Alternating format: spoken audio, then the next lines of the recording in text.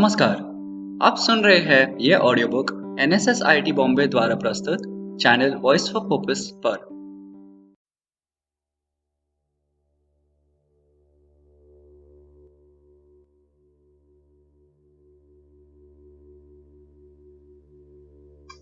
गोदाम के पीछे की ओर एक विस्तृत मैदान था। यहाँ आसपास के जानवर चरने आया करते थे। जॉन सेवक यह जमीन लेकर यहाँ सिगरेट बनाने का एक कारखाना खोलना चाहते थे। प्रभु सेवक को इसी व्यवसाय की शिक्षा प्राप्त करने के लिए अमेरिका भेजा था। जॉन सेवक के साथ प्रभु सेवक और उनकी माताजी जमीन देखने चली। पिता और पुत्र ने मिलकर जमीन का विस्तार नापा। कहाँ कारखाना होगा, कहाँ गोदाम, कहाँ दफ्तर, कहाँ मैनेजर का बंगला, कहाँ श्रमजीवियों के कमरे, कहाँ कोयला रखने की जगह और कहाँ से पानी आएगा। इन विषयों पर दोनों आदमियों में देर तक बातें हो रही थी। अंत में मिस्टर सेवक ने ताहिर अली से पूछा, यह किसकी जमीन है? ताहिर, हुजूर, यह तो ठीक नहीं मालूम। अभी चलकर यहाँ किसी से पूछ लूंगा। शायद यह जमीन नायक राम पंडा की हो। साहब, आप उससे यह जमीन कितने में दिला सकते हैं? ताहिर, मुझे तो इसमें भी शक है कि वह इसे बेचेगा भी। जॉन सेवक, अजी बेचेगा उसका बाप। उसकी क्या हस्ती है? रुपए के 17 आने दीजिए और आसमान से तारे मंगवा लीजिए। आप उसे मेरे पास भेज दीजिए, मैं उससे बात कर लूंगा। प्रभु सेवक, मुझे तो भय है कि यहाँ कच्चा माल मिलने की कठिनाई होगी। इधर लोग तंबाकू की खेती कम करते हैं। जॉन सेवक, कच्चा माल पैदा करना तुम्हारा काम होगा। किसान को उख या जौ गेहूं से कोई प्रेम नहीं होता। वह जिस जीन्स के पैदा करने में अपना लाभ देखेगा वही पैदा करेगा। इसकी कोई चिंता नहीं है। खां साहब, आप उस पंडे को मेरे पास कल जरूर भेज दीजिएगा। ताहिर, बहुत खूब, उसे कहूंगा। जॉन सेवक, कहूंगा नहीं, उसे भेज दीजिएगा। अगर आपसे इतना भी ना हो सका तो मैं समझूंगा आपको सौदा पटाने का जरा भी ज्ञान नहीं। मिसेस सेवक, अंग्रेजी में, तुम्हें यह जगह पर कोई अनुभवी आदमी रखना चाहिए था। जॉन सेवक, अंग्रेजी में, नहीं, मैं अनुभवी आदमियों से डरता हूं। वे अपने अनुभव से अपना फायदा सोचते हैं, तुम्हें फायदा नहीं पहुंचाते। मैं ऐसे आदमियों से कोसों दूर रहता। ये बातें करते हुए तीनों अपनी फिट्टन के पास गए। पीछे पीछे ताहिर अली भी थे। यहाँ सोफिया खड़ी सूरदास से बातें कर रही थी। प्रभु सेवक को देखते ही बोली, प्रभु, यह अंधा तो कोई ज्ञानी पुरुष ज्ञात पड़ता है, पूरा फिलासफर है। मिसेस सेवक, तू जहां जाती है वहीं तुझे कोई ना कोई ज्ञानी आदमी मिल जाता है। क्यों रे अंधे, तू भीख क्यों मांगता है? कोई काम क्यों नहीं करता? सोफिया, अंग्रेजी में, मामा, यह अंधा नीरा गंवार नहीं है। सूरदास को सोफिया से सम्मान पाने के बाद ये अपमानपूर्ण शब्द बहुत बुरे मालूम हुए। अपना आदर करने वाले के सामने अपना अपमान कई गुना असहनीय हो जाता है। सिर उठाकर बोला, भगवान ने जन्म दिया है, भगवान की चाकरी करता हूं, किसी दूसरे की ताबेदारी नहीं हो सकती। मिसेस सेवक, तेरे भगवान ने तुझे अंधा क्यों बना दिया? इसलिए कि तू भीख मांगता फिर? तेरा भगवान बड़ा अन्यायी है। सोफिया, अंग्रेजी में, मामा, आप इतना अनादर क्यों कर रही हैं कि मुझे शर्म आती है। सूरदास, भगवान अन्यायी नहीं है। मेरे पूर्व जन्म की कमाई ही ऐसी थी।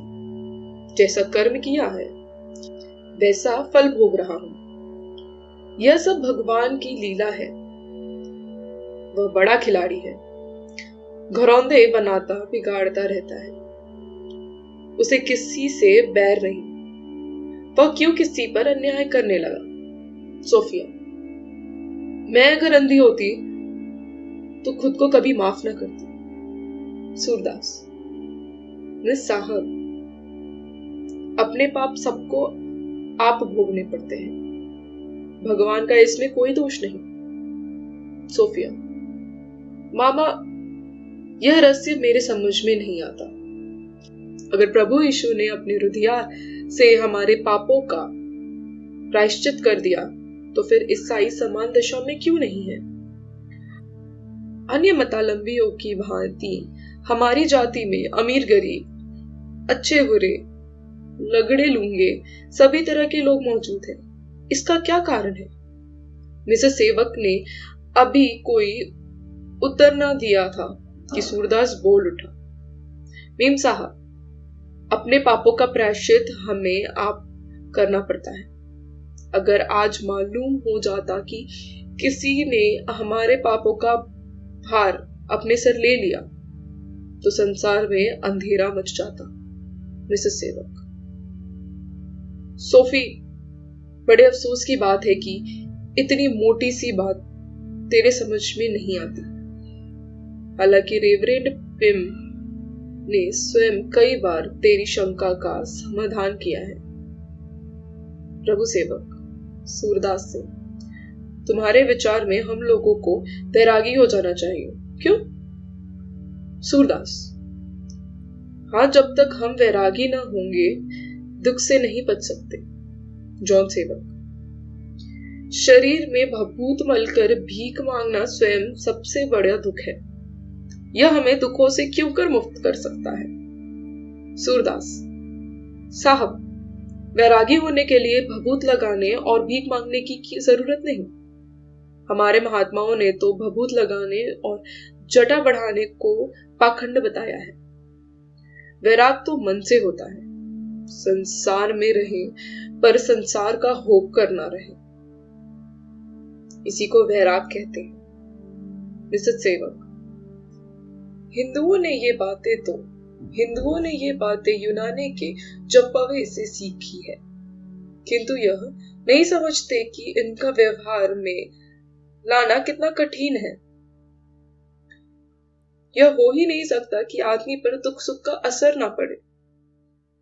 इसी अंधे को अगर इस वक्त पैसे ना मिले तो यह दिल में हजारों गालियां देगा।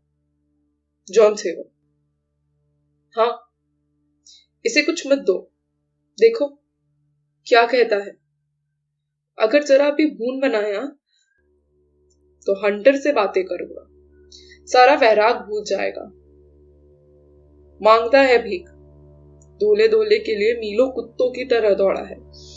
उस पर दावा यह है कि वैरागी हूं। कुछ से गाड़ी फेरो, क्लब होते हुए बंगले चलो। सोफिया, मामा, कुछ तो जरूर दे दो। बेचारा आशा लगाकर इतनी दूर दौड़ा आया था। प्रभु सेवक, ओहो, मुझे तो पैसे बुनाने की याद ही न रही। जॉन सेवक, हरगिज नहीं, कुछ मत दो। मैं इसे वैरागी का सबक देना चाहता। गाड़ी चली। सूरदास निराश की मूर्ति बना हुआ अंधी आंखों से गाड़ी की तरफ ताकता रहा, मानो उसे अभी विश्वास न होता था कि कोई इतना निर्दय हो सकता है। वह अब चेतना की दशा में कई कदम गाड़ी के पीछे पीछे चल रहा। सहसा सोफिया ने कहा, सूरदास, खेद है, मेरे पास इस समय पैसे नहीं है। फिर कभी आऊंगी तो तुम्हें इतना निराश ना होना पड़ेगा। अंधे सूक्ष्मदर्शी होते हैं। सूरदास स्थिति को भली भांति समझ गया।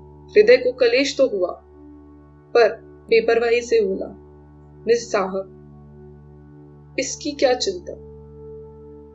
भगवान तुम्हारा कल्याण करे। तुम्हारी दया चाहिए, मेरे लिए यही बहुत है।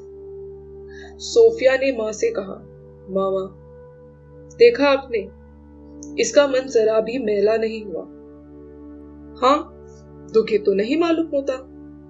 जॉन सेवक, उसके दिल से पूछो।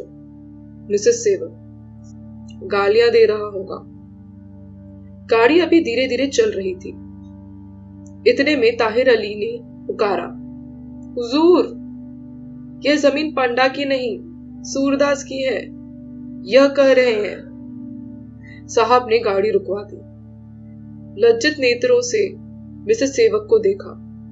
गाड़ी से उतरकर सूरदास के पास आए और नम्र भाव से बोले, क्यों सूरदास, ये जमीन तुम्हारी है? सूरदास, हाँ हुजूर, मेरी ही है। बाप दादाओं की इतनी ही तो निशाचत बच रही है।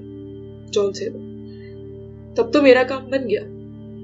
मैं तो चिंता में था कि न जाने कौन इसका मालिक है, उसे सौदा पटेगा भी या नहीं। जब तुम्हारी है तो फिर कोई चिंता नहीं। तुम जैसे त्यागी और सज्जन आदमी से ज्यादा झंझट न करना पड़ेगा। जब तुम्हारे पास इतनी जमीन है तो तुमने यह भेष क्यों बना रखा है?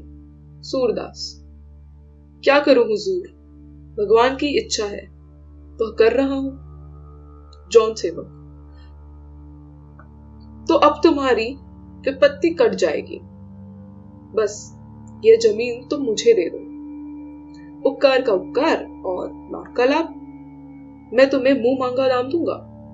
सूरदास, सरकार, पुरखों की यही निशानी है, बेचकर उन्हें कौन मुख दिखाऊंगा।